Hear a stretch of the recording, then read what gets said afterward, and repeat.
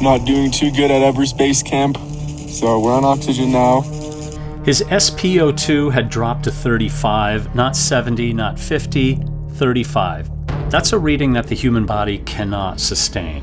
Ryan Mitchell was lying in his tent in base camp when he made this post and reported that he got HAPE, high altitude pulmonary edema, and caught a chest infection and is now okay in base camp, but his plans to climb Everest without bottled oxygen may be put on hold this year for a better time.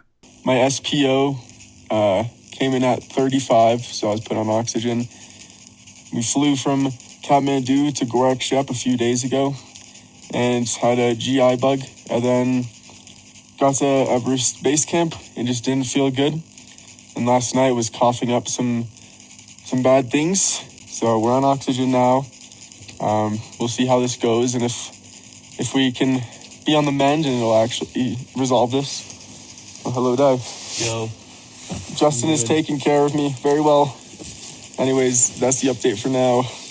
Ironic, he had not climbed even a single meter on the mountain because the Icefall Doctors are stopped cold in the icefall because of a giant serac that they fear could collapse and take one of their lives. We are now at about the 12-year anniversary, almost to the day, when a giant serac fell off the west shoulder and took the lives of 16 souls. I'll get into that a little bit more later, but for now, let's get back to Ryan Mitchell, our friend, a friend of Everest Mystery and of Alan Arnett's, and also reported on widely in the Everest realm, young man who first climbed Everest as a teenager and now is back with Justin Sackett, his guide, both endeavoring to climb Everest without bottled oxygen. And now this is all before the 2026 season has even begun, as hundreds of climbers are now making their way to Everest Base Camp, which is certainly going to be a bustling mecca of activity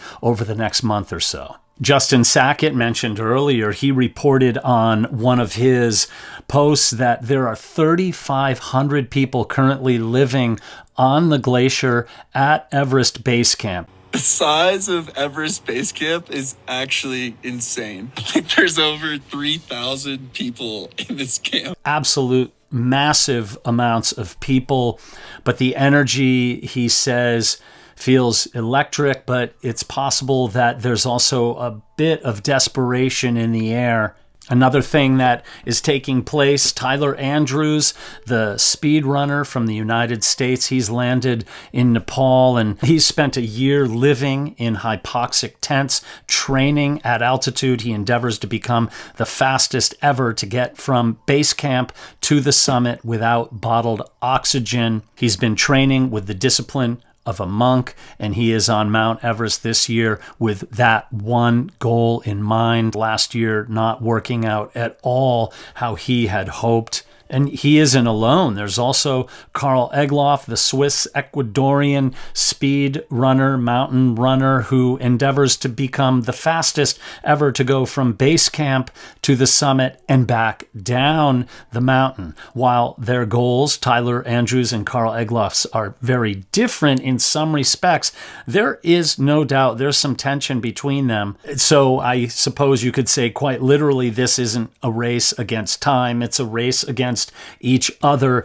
Egloff recently admitted to the Swiss press that in 2025, that having a competitor like Andrews in his line of sight changed the game for him on the mountain. It got into his head, it broke into his rhythm. Things did not go well at all for either of them. They aborted their attempts on two different occasions right before the mountain closed last year. And now this year, there is reportedly a film crew documenting every single move of these climbers. This is published and not anything that isn't supposed to be known.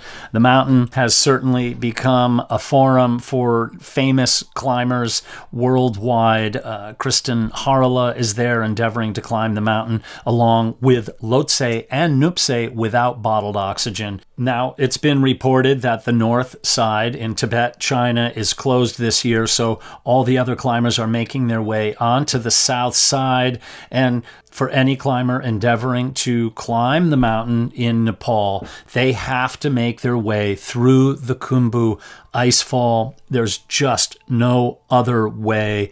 In 2014, we saw just how dangerous and tragic that icefall, how unpredictable it can be. 16 souls lost their lives there when a massive chunk of ice broke off the west shoulder. Absolutely devastating. I was in base camp that day and watched as bodies were long lined back into base camp, being counted. Essentially, 3 of those men who lost their lives up there were never found. The Khumbu icefall is like a perpetual, slowly moving river of ice, and those motions make it very, very dangerous. As a chunk of ice moves down over an edge, eventually the weight of that ice is going to cause it to break off and tumble downhill.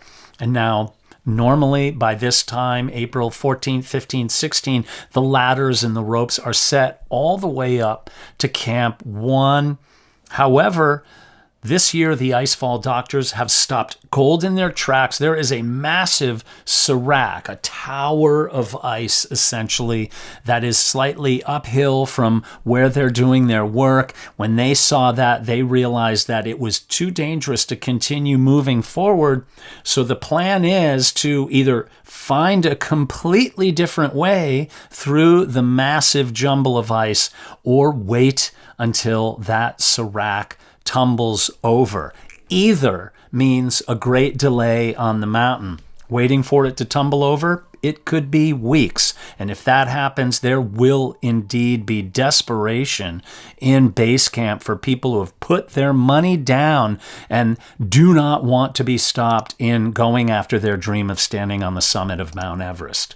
And in all of that waiting, other than just the desperation, the fidgetiness, and people starting to make bad decisions, doing desperate things to get themselves to the top, sometimes that comes with setbacks. Ryan Mitchell, who we showed you earlier, he endeavored to avoid all the crowds and stayed down lower in Kathmandu after living at about 18,000 feet in altitude to try to acclimatize, got on a helicopter, took that helicopter back up to Gorak, which is very close to Everest Base Camp, just a few hours walk away. And at that time, that rapid return triggered a crisis. Within hours of arriving, his lungs began to fill with fluid, HAPE, high altitude pulmonary edema, and his SpO2 plummeted to 35. Now, many of you are probably saying, what the heck is SpO2? SpO2 is peripheral capillary oxygen saturation, a measure of how much oxygen your blood is carrying compared to its maximum capacity, usually expressed as a percentage estimated using a pulse oximeter, a little device you put on your finger. 35 is really, really low. It would be optimum to have something in 95 to 100. My gut is that 35 reading might have been incorrect. It's easy to get it wrong. Maybe Ryan's fingers were cold and therefore they decided to hold out. But in any other normal situation, SpO2 reading of 35 would require someone to be put in a hospital, or maybe they'd already be blue and unconscious at that point in time. It's important to say Ryan and Justin, they know what they're doing. They're very smart. They're not going to make a dumb call, we hope. And I'm sure they're getting a lot of advice from people that is unsolicited. I am quite sure that Ryan's most important goal in here is to survive. And so we'll find out in the next 24 hours. I'll be sure to post some shorts or some updates whenever I can. Undoubtedly, Alan Arnett, who has been Ryan's Everest coach over the last several years, will probably have the inside scoop on this. And so I'll reach out to Alan and maybe we'll get him on an episode real soon as well. The serac that has stopped the Icefall Doctors absolutely understandable. No one would urge them to go on, especially if they don't feel safe. These are some of the bravest, most courageous climbers on the mountain. Their decision is obviously the best decision to not take unnecessary risks. Many of us and my friends have spent time at the homes of families who have lost a loved one, lost the main breadwinner. Everest is just not worth dying for. And so at this period of time, we can only hope that the mountain at least opens its gates a little bit so that people can get through and have an enjoyable time on the mountain. In the last several weeks, I've talked a lot about the future of Mount Everest, and one thing I didn't talk too much about really was the melting of the glacier. Things are changing in a different way up there earlier in the season. And so even in my last 3 videos, I talked a lot about drone technology and how that's assisting the Icefall Doctors. So make sure that you check out in the description below several of these videos if you want to binge watch. Also wanted to call to your attention, take a look at everestmystery.com. Got some great merchandise in there, hats and hoodies and silk shirts, really, really cool stuff. Some great t-shirts with an ohm, and then also The Truth Is Out There. And in the meantime, most importantly, do a good deed. Don't ask for anything in return, and make the world a better place, one tiny step at a time. Peace be with you.